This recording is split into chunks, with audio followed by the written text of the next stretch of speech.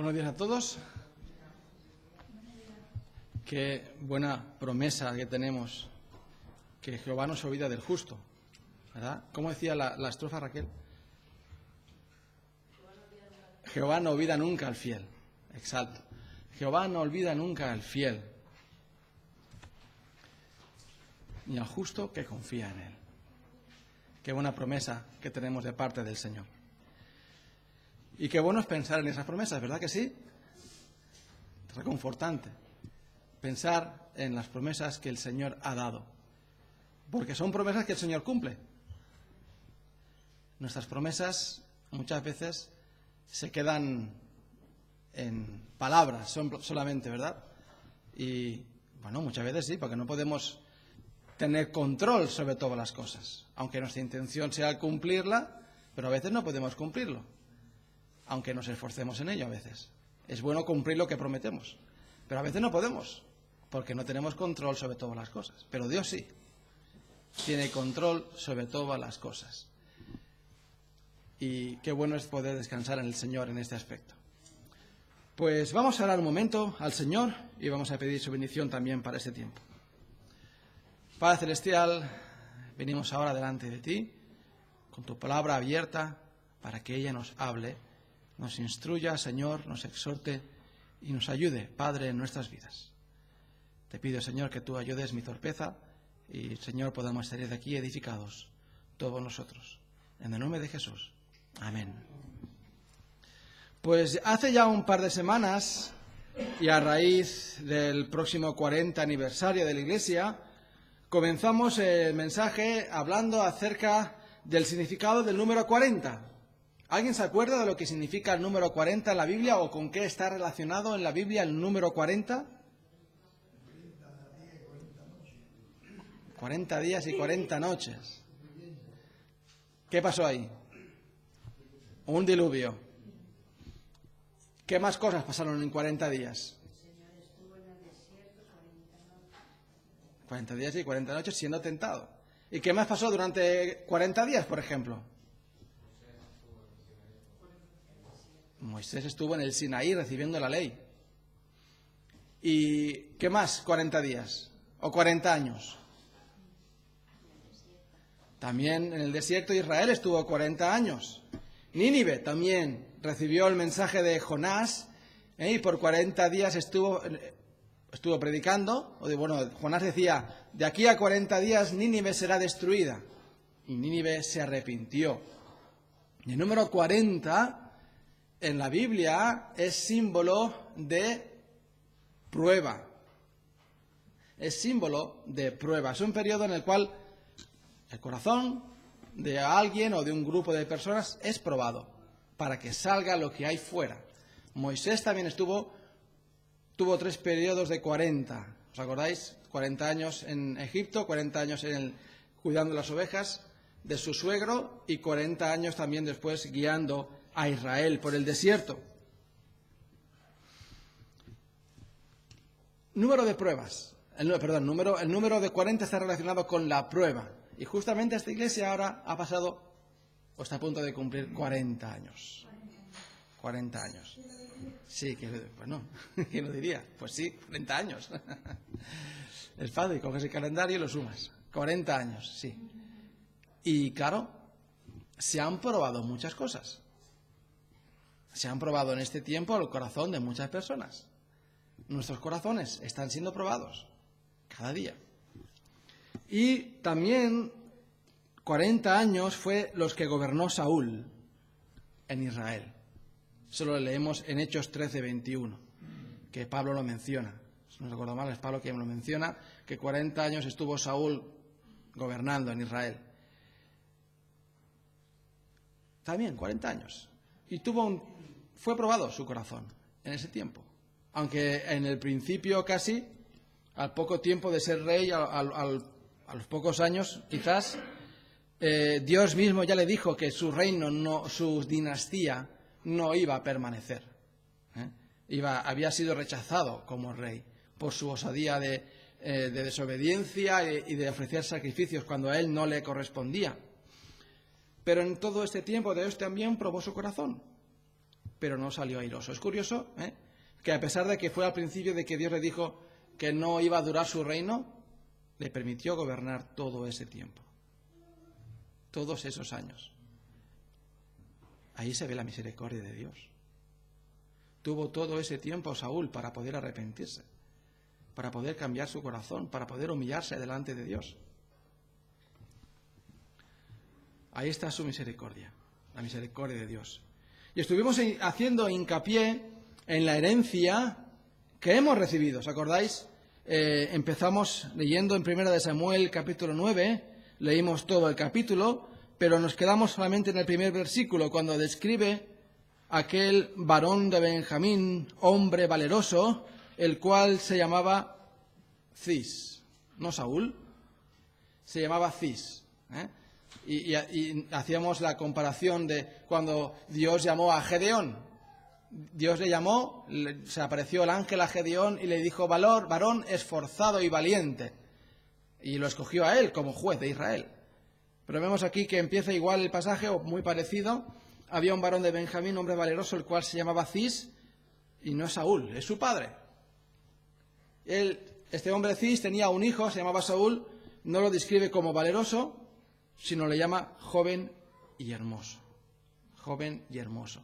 Y era el hombre más apuesto de todo Israel. Hoy están los concursos de Miss o Mister España. Pues ese sería Mister Israel en aquel tiempo. No había otro como él. Y a él lo escogieron. Bueno, Dios lo escogió a él. Un rey conforme al corazón del pueblo. Aquel a quien el pueblo hubiera escogido. ¿A quién queremos que sea nuestro rey? A ver, que pasen los candidatos. Y os acordáis de Samuel un poco más adelante, cuando fue a casa de Isaí y vinieron todos los hermanos de David y Samuel dijo: Él seguía pensando de la misma forma. Se dejaba guiar un poco o juzgaba por las apariencias. Y Dios escogió a un hombre para que fuera aceptado por Israel. No, claro, no tenía ningún... ¿Qué currículum tienes tú como rey? ¿Qué experiencia tienes tú como gobernador? Ninguna. Ninguno tenía experiencia apenas de nada. Pues tenían que aceptarlo por alguna razón, ¿no? Pues porque era el más alto, era el más hermoso, parecía el más fuerte de todos, pues este es el rey. Este tiene que ser el rey. Y esa fue su característica. Pero él heredó de su padre, él estaba heredando de su padre, pues su nombre, estaba heredando de su padre lo que él le dejaba. Y entonces estábamos haciendo un poco la comparación de la herencia que habíamos recibido, que hemos recibido como cristianos. Y la leemos en Judas, en el versículo 3. Y Judas nos anima, nos exhorta a contender ardientemente por la fe que ha sido dada una vez a los santos. Una fe que hemos heredado. Una fe que hemos heredado de nuestros padres. La salvación no se hereda. Eso tenemos que dejarlo claro. Quizás no lo dejemos hace 2 semanas. Lo dejé, por supuesto, pero la fe no se hereda. La salvación no se hereda. Porque mi padre sea cristiano no quiere decir que yo también lo sea. Pero en cierta forma hemos recibido esa herencia de esa enseñanza. Somos herederos, decíamos, de aquellos hombres de Dios y mujeres de Dios del pasado, que como Abraham, como Isaac, como Jacob, como Moisés, como Josué, como David, como todos estos grandes hombres de Dios, como Daniel, los profetas, como los apóstoles, los padres de la Iglesia, han vivido por el Señor. Han vivido por esta fe y han muerto por esta fe. Y han muerto por esto. Somos herederos de esa promesa, de esa fe. Cuando somos salvos, cuando nos convertimos al Señor, nos convertimos en herederos. La Biblia dice que somos coherederos con Cristo. Coherederos con Cristo. Una vez somos salvos, claro. Una vez somos salvos. Y tenemos esta herencia, esta historia, de parte de nuestros padres. Y en este capítulo vamos a ir desgranando un poco más, aquí 4 aspectos que veremos hoy, brevemente, acerca de Saúl. Y encontramos aquí Saúl buscando las asnas de su padre. Unas asnas. Qué misión tan encomiable, ¿no? Voy a buscar las asnas de mi padre. Y bueno, pues es lo que tocaba hacer. Y vamos a fijarnos en el mal ejemplo. El título del mensaje es Desechando lo malo. Y es lo que estamos haciendo en este caso con Saúl, desechando lo malo. Examinadlo todo, dice la Biblia, retened lo bueno. Y en este caso el ejemplo que nos da Saúl, pues nos tiene que hacer dar cuenta de sus errores y aplicarlos a nuestra vida para no cometer los mismos, para examinarnos también si estamos cometiendo quizás alguno parecido. Y vamos a leer versículos del 1 al 10. Primera de Samuel, capítulo 9, del 1 al 10. A ver. Si alguno más tiene el móvil encendido, que lo ponga en silencio, que aproveche ahora. Primera de Samuel, capítulo 9, versículos del 1 al 10.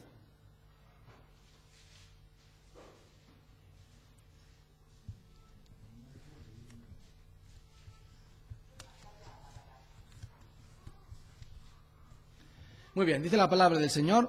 Había un varón de Benjamín, hombre valeroso, el cual se llamaba Cis, hijo de Abiel, hijo de Zeror, hijo de Becorat, hijo de Afía, hijo de un benjamita. Y tenía él un hijo que se llamaba Saúl, joven y hermoso. Entre los hijos de Israel no había otro más hermoso que él. De hombros arriba sobrepasaba a cualquiera del pueblo. Y se habían perdido las asnas de Cis, padre de Saúl, por lo que dijo Cis a Saúl su hijo: Toma ahora contigo a alguno de los criados y levántate y ve a buscar las asnas. Y él pasó el monte de Efraín y de allí a la tierra de Salisa, y no las hallaron. Pasaron luego por la tierra de Saalim y tampoco. Después pasaron por la tierra de Benjamín y no las encontraron. Cuando vinieron a la tierra de Zuf, Saúl dijo a su criado que tenía consigo: Ven, volvámonos, porque quizá mi padre abandona la preocupación por las asnas, estará acongojado por nosotros. Él le respondió: He aquí ahora hay en esta ciudad un varón de Dios, que es hombre insigne. Todo lo que él dice acontece sin falta. Vamos pues allá. Quizá nos dará algún indicio acerca del objeto por el cual emprendimos nuestro camino. Respondió Saúl a su criado: Vamos ahora, pero ¿qué llevaremos al varón? Porque el pan de nuestras alforjas se ha acabado, y no tenemos qué ofrecerle al varón de Dios. ¿Qué tenemos? Entonces volvió el criado a responder a Saúl, diciendo: He aquí se halla en mi mano la cuarta parte de un siclo de plata. Esto daré al varón de Dios para que nos declare nuestro camino. Antiguamente en Israel cualquiera que iba a consultar a Dios decía así: Venid y vamos al vidente, porque al que hoy se llama profeta, entonces se le llamaba vidente. Dijo entonces Saúl a su criado: Dices bien, anda, vamos. Y fueron a la ciudad donde estaba el varón de Dios. Y este varón de Dios no era otro que Samuel, el profeta.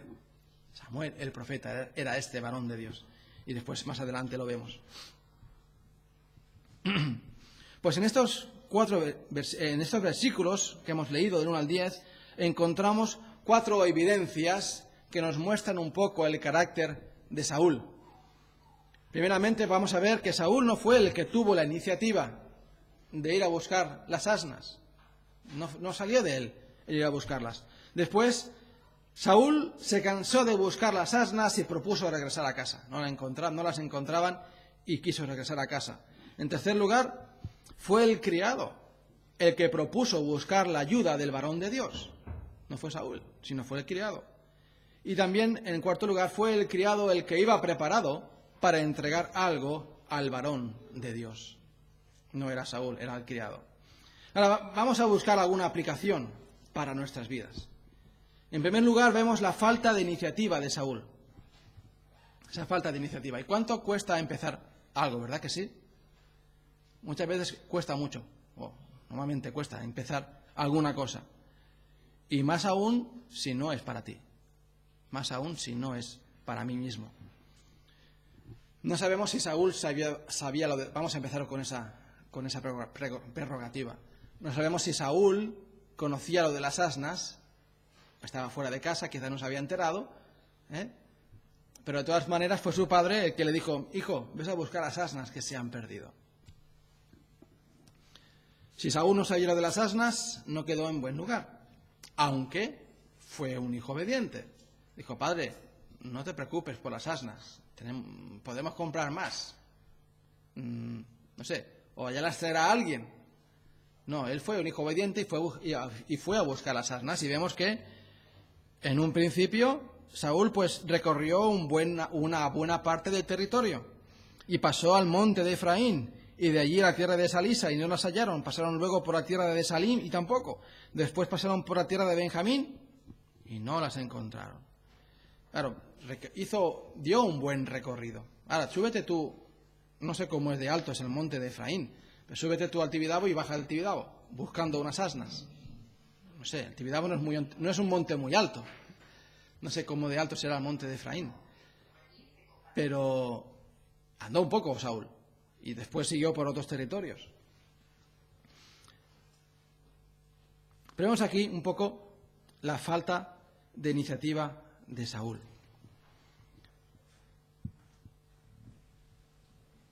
Qué diferente, por ejemplo, fue el hijo de Saúl, Jonatán. ¿Os acordáis? En unos capítulos más adelante, en 1 de Samuel, capítulo 14, cuando estaban enfrentados los filisteos con Israel, que Jonatán también dijo a su criado, quizás era otro criado, no el mismo, pasemos al campamento de los filisteos y veamos lo que Dios hace con nosotros. Y allí que fueron los dos, y al que Jonatán derribaba, su criado, dice la Biblia, lo remataba. Y allí, pues, bien, los israelitas se acercaron y dijeron, ¿qué está pasando en el campamento de los filisteos? ¿Qué está sucediendo? Y allí estaban uno contra otro con su espada, los filisteos luchando entre sí, y Israel dijo, ahora esta es la nuestra. Y tuvieron allí una gran victoria. Nadie le había pedido a Jonatán que fuera él el que empezara la batalla. Estaban allí listos o estaban ahí preparándose para la batalla, pero nadie le dijo a él que empezara nada. Pero Jonatán empezó y tuvieron una gran victoria. Dice también en Proverbios 22-29, ¿has visto hombre solícito en su trabajo? Dice, ¿has visto hombre solícito en su trabajo? Delante de los reyes estará. No estará delante de los de baja condición. Un hombre que es solícito en su trabajo. Un hombre que es diligente en su trabajo.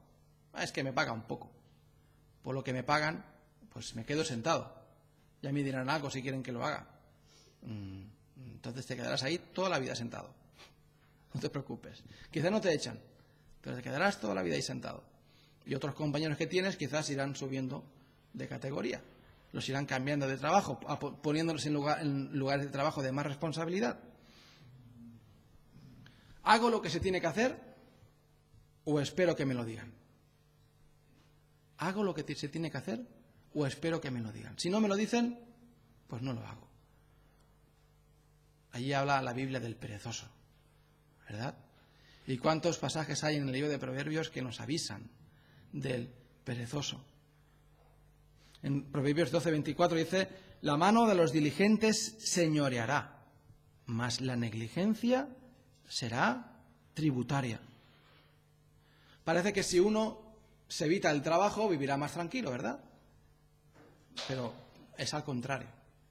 Cuando uno se evita el trabajar, cuando uno se evita el esforzarse para algo, el que se esfuerza en lugar de él, entonces después es recompensado. Me acuerdo hace, un anuncio que había y se reían los compañeros de alguien porque estaba trabajando todo verano y al acabar el verano se compró un coche y los otros seguían andando y él se fue contento con su coche, no me acuerdo qué modelo era, pero tenía una enseñanza. Tenía una enseñanza y el hombre fue allí trabajando y después tuvo su recompensa. No esperó quizás que él tuvo la iniciativa y trabajó y se esforzó y después tuvo la recompensa. Y el himno que cantó Raquel, el coro que decía que Dios bendice, no me acuerdo bien las palabras, otra vez se me ha olvidado, pero dice al fiel. Al fiel. No, Raquel Méndez, cuando cantó el solo. Él bendice al fiel. No se olvida del fiel, el Señor. El fiel es una persona que permanece, que perdura, que sigue, que insiste, que prosigue. La fidelidad. Pensamos en la fidelidad del Señor, ¿verdad? Y está allí día a día, día tras día. ¿Quién es aquel fiel? Aquel que permanece. aquel que permanece a pesar de las dificultades, a pesar de las tormentas, a pesar de las aflicciones. Dios no se olvida del fiel, de aquel que permanece confiando en sus promesas.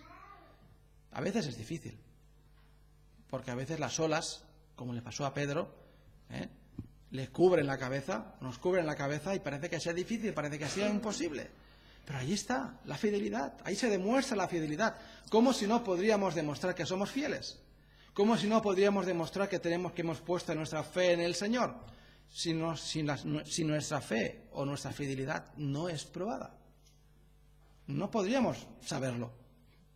Ahí se demuestra, a través de las dificultades y de las aflicciones, que verdaderamente hemos puesto nuestra fe en el Señor, que no es un sentimiento muy bonito que tenemos en nuestro corazón. Qué bien me siento en la iglesia, qué bien me siento cuando leo la Biblia. No, es mucho más que eso. Hemos depositado nuestra fe en el Señor. Nos sentimos muy bien cuando estamos en la montaña, ¿verdad? Y vemos los riachuelos, las cascadas, nos da ese airecillo fresco. Ahora en otoño decimos, qué bien, qué fresquito, qué a gusto se está aquí, qué tranquilidad, qué paz. Y escuchamos los pájaros cantar, escuchamos el sonido a mí me encanta escuchar el sonido del viento a través de las hojas. Es un sonido muy relajante. Qué bonito. Y decimos, y cantamos, cuán grande es Dios. Pero cuando vamos en un avión atravesando una tormenta, ahí no queremos estar, ¿verdad? Pero allí nuestra fe es probada. Nuestra confianza está siendo probada. Y dices, bueno, pues sí, tantos. Sí. Últimamente caen muchos. O se escucha mucho. Pero ¿no estamos también en las manos de Dios en ese momento? ¿No confiamos que a los que Dios aman todas las cosas les ayudan a bien en ese momento? ¿No sabemos de que Dios está en control de todas las cosas? También en ese momento, o cuando estamos en un barco en alta mar, y no sé si alguna vez has estado, yo he estado una vez en un viaje de avión que se movió eso de una forma que no veas. En un barco no, nunca he estado así, bueno, en el crucero que hicimos de recién casados, pero bueno, es una tormentilla de nada. Se movió un poco el barco. Pero ninguno temía por su vida. Pero ahí está la fidelidad de cada uno de nosotros. Y estábamos hablando acerca de la iniciativa, y hemos acabado hablando acerca de la fidelidad. Romanos 12:11 dice, nos anima a ser diligentes y no perezosos. A ser diligentes y no perezosos. Si hay que hacer algo en la iglesia, pues seamos diligentes y no perezosos. Buenas palabras de exhortación para cada uno de nosotros. Para mí el primero. Seamos diligentes en lo que toca ser diligente. Sirviendo al Señor. Claro, tenemos que pensar eso todo el rato. Estamos sirviendo al Señor. Estamos sirviendo al Señor. Si tenemos que ser, si una persona es diligente en el trabajo y tiene su recompensa, aunque a veces tarde tiempo, pero al final la tiene, la acaba teniendo, o suele acabar teniéndola, ¿cuánto más con el Señor? ¿Cuánto más con el Señor? ¿Os acordáis de la parábola esa del hombre que se va lejos y les da a sus criados diferente cantidad de talentos?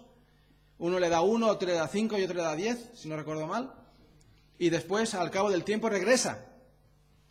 Y empieza a pedirle al que le dio 10 y tenía el doble. No me acuerdo cómo era la cantidad exacta. Y después al que tiene 5 también había aumentado su cantidad. Y al que tiene 1 le dijo, Señor, yo sabía cómo eras. Y lo que hice, como que tú sabes que tú quieres lo que es tuyo, yo cogí tu talento, lo enterré en tierra y toma, aquí tienes lo que es tuyo. Y el Señor le dice, ¿tú sabías cómo soy y has hecho eso? No sabías cómo soy. O si sabes cómo soy, me estás insultando. ¿Cómo haces eso? Tenías que haberlo puesto en el banco. Y aunque tenías poco, algo hubieras conseguido de más. Y se lo quitó. Y se lo dio al que tenía más. Y esos dos fueron diligentes. El otro fue perezoso. No es mi dinero, es de mi Señor. Cuando vuelva, mira, ¿sabes qué? Prefiero no hacer nada con él. Lo puedo invertir y puedo perder dinero. Puedo hacer un negocio con él y puedo perder. ¿Y entonces qué? Tendré que trabajar para darle lo que era suyo. Lo enterraré y cuando vuelva se lo doy igual, tal cual. No fue diligente, fue perezoso. Le dio pereza a cualquier tipo de empresa, cualquier tipo de iniciativa. También, en segundo lugar, y tiene relación con lo que estuvimos mirando hace 2 semanas, qué importancia le damos a la herencia que hemos recibido, y hemos recordado lo que Judas nos animaba a contender ardientemente por la fe que hemos recibido.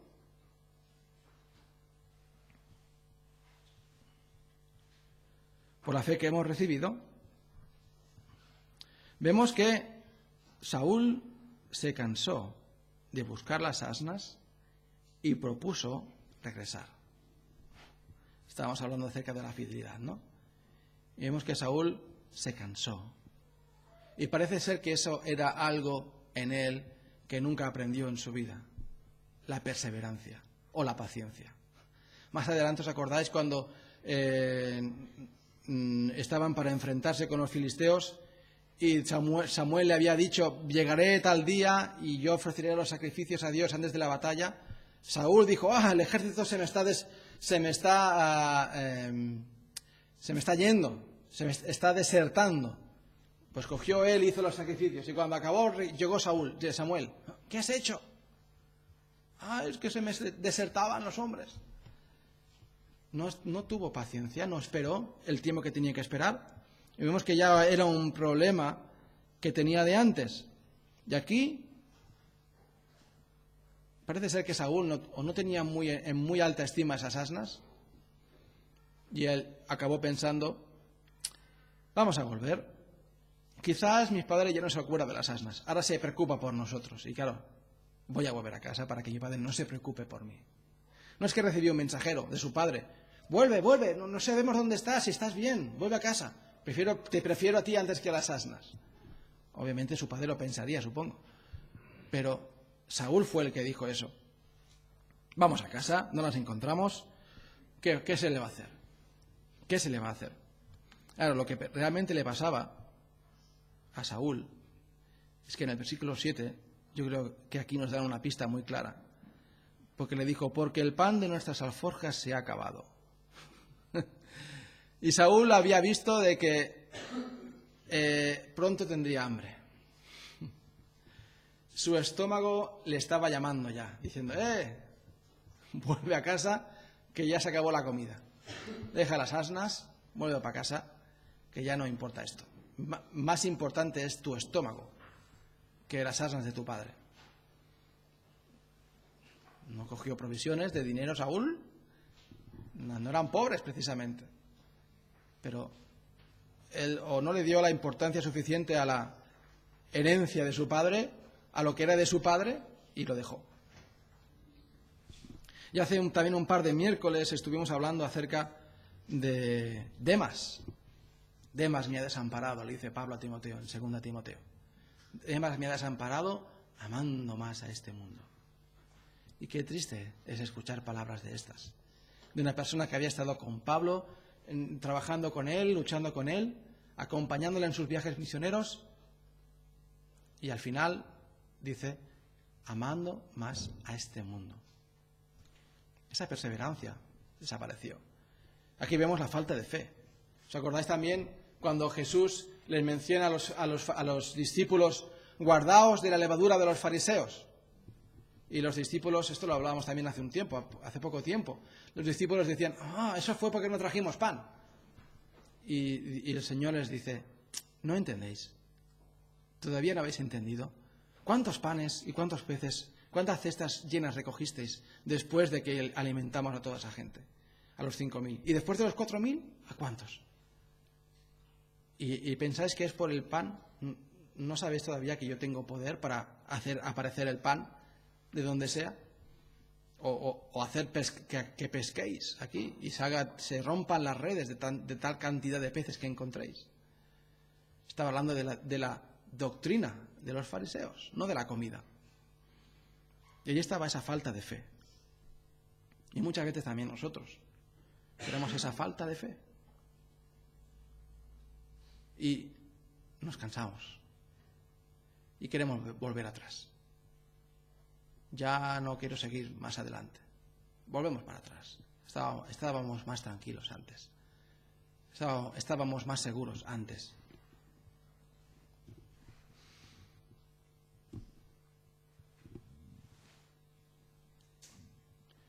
En Efesios, al final del capítulo de Efesios, del capítulo 6, leemos acerca de la armadura de Dios. La tenemos que usar. ¿Por qué? Porque nuestro enemigo, el diablo, anda alrededor nuestro buscando a quien devorar. Eso está en 1 de Pedro. Contra las acechanzas del diablo. De allí está insistiendo, para que nos rindamos, para que nuestra fe decaiga, para que nos desanimemos. Qué preciosa herencia que tenemos en el Señor. Empezábamos antes el mensaje recordando y mencionando un poco esas preciosas promesas de Dios que son fieles. Esa es parte de nuestra herencia. ¿No es una herencia preciosa? Y el Señor dijo, comparó el reino de los cielos a un mercader de perlas preciosas, que encontró una de gran precio y vendió todo lo que tenía para comprarla.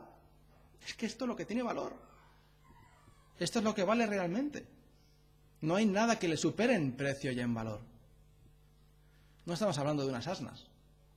Estamos hablando de la vida eterna, de la herencia que hemos recibido como hijos de Dios. ¿Nos cansamos de buscarlas? ¿Nos cansamos de nuestra perseverancia en el Señor? Y queremos volver atrás. En tercer lugar, vamos a ir avanzando, vemos también la falta de sensibilidad espiritual de Saúl. ¿Qué cosa es? Que no fue él el que sabía que allí había un varón de Dios, sino que fue su criado, el que se lo dijo. Ni siquiera Saúl pensó en eso. Aquí hay un varón de Dios, y tal como lo conocía el criado, también lo podía conocer Saúl.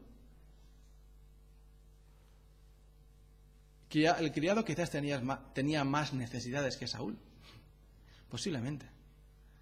Como criado no tenía la posición de Saúl, y quizás él estaba atento a esas cosas.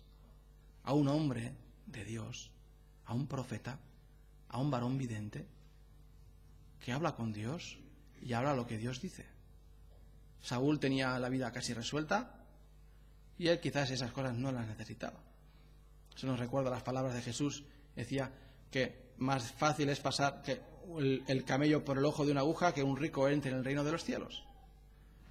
Y también Pablo nos recuerda que a lo necio y lo despreciable escogió Dios. A lo vil escogió Dios antes que a lo sabio. A nosotros nos escogió Dios. Pero Saúl no tenía esa sensibilidad espiritual. No pensó en ese varón de Dios.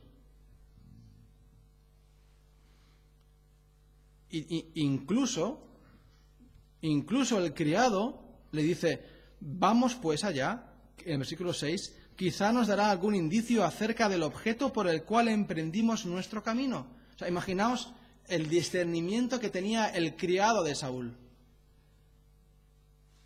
Este camino lo hemos emprendido por algo. Quizás este hombre nos dice por qué estamos aquí buscando estas asnas que no encontramos por toda esta zona. ¿Tanto han corrido las asnas? ¿Tan lejos han llegado? ¿Que no las alcanzamos? ¿Nadie las ha visto?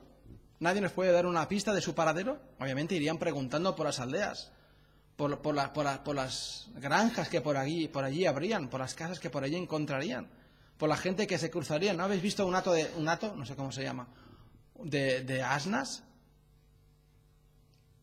Nadie sabía nada. Nadie les daba ninguna pista. Nadie podía decirles nada. ¿Por qué hemos ido así? ¿Por qué estamos haciendo este viaje? Saúl no tenía ninguna inquietud espiritual. Pues voy a buscar las asnas, no las he encontrado, me vuelvo para casa. Y sale igual que entra. Pero este hombre, pues, parece que tenía un poco más de sensibilidad espiritual. No solamente quería encontrar las asnas, sino también quería saber por qué estaban tardando tanto en encontrar las asnas. Y no estaba errado, ¿verdad? No estaba errado este hombre. Y podríamos decir que gracias a este criado, Saúl fue rey. Gracias a este criado, Saúl fue rey, porque fue el criado el que lo llevó a buscar a Samuel. Dios usó a este criado para llevarlo hasta Samuel y que fuera ungido Saúl. Y qué vergüenza también para nosotros es cuando perdemos esa inquietud espiritual o esa visión espiritual. En Colosenses 3 leemos: poned la mira en las cosas de arriba y no en las de la tierra.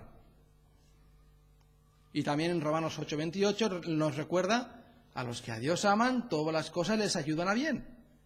Esto es, a los que conforme a su propósito son llamados. Nosotros hemos sido llamados conforme a su propósito. Hemos sido llamados, Efesios 1 nos lo dice, desde antes de la fundación del mundo hemos sido predestinados para ser hijos suyos. Esos versículos son para los creyentes, para nosotros los creyentes. A los que a Dios aman, todas las cosas les ayudan a bien. Dios tiene un propósito para cada cosa. Si Dios permite que pase algo en nuestras vidas, es por algo. Es por algo. Dios no nos manda todas las cosas que recibimos en nuestras vidas. Está Satanás también, que a veces nos manda cosas. ¿Os acordáis de Job? Él recibió unas pruebas y eran de parte de Satanás. Aunque Dios lo permitió, obviamente. Él tenía el permiso y Dios le fue poniendo límites. Bueno, ahora hasta aquí. Bueno, ahora hasta aquí. Bueno, y al final, bueno, hasta aquí, pero no toques su vida. Y fue de parte de Satanás, aunque Dios lo permitió. Pero a los que Dios aman, dice, todas las cosas les ayudan a bien. Dios permite que nos pasen cosas malas y cosas buenas, pero todas podemos sacar algo de provecho. En todas ellas podemos aprender algo. Y en todas ellas podemos ver después la mano de Dios obrando en nuestras vidas. No perdamos esa sensibilidad espiritual de buscar a Dios en nuestra vida, buscar a Dios en nuestros quehaceres, buscar a Dios en nuestros problemas. Dios está en control de todas las cosas. No perdamos esa sensibilidad. Y en cuarto y último lugar, vemos que tampoco Saúl iba preparado para ofrecer algo al varón de Dios. Normalmente los criados eran los que llevaban la comida, los que se encargaban del utillaje, del mantenimiento, de las provisiones. Pero Saúl iba totalmente despreocupado. ¿Y qué le ofreceremos si se nos ha acabado el pan? Menos mal que había un criado allí preparado, un buen siervo, preparado para cualquier imprevisto. Mira, yo tengo aquí, no sé la cantidad que era ese dinero, no, en el versículo 8 dice, tengo aquí en mi mano la cuarta parte de un siclo de plata. Esto daría al varón de Dios. Eso parecía suficiente para que le pagaran por sus servicios. Menos mal que hubo este siervo, que estaba preparado para cualquier imprevisto. ¿Estamos preparados para imprevistos? ¿Vamos equipados? Dios nos ha dejado esas promesas que hemos mencionado. Bueno, hemos mencionado la palabra promesas, no cada una de ellas. Pero Dios nos ha preparado todas esas promesas para cada uno de nosotros. Nos ha preparado, tenemos lista esa armadura que tenemos en Efesios capítulo 6. La usamos. Nos armamos con ella. Pablo le exhorta a Timoteo, ocúpate en la lectura. ¿De qué otra forma podemos saber la voluntad de Dios en nuestras vidas? Usamos la palabra de Dios en nuestras vidas. Eso es lo que nos prepara. Eso es lo que nos prepara para nuestros problemas, para nuestras dificultades, para lo que nos encontramos a nuestro alrededor. La palabra de Dios. Qué buen siervo fue este hombre, que iba bien preparado y guió a Saúl a buscar a este hombre de Dios.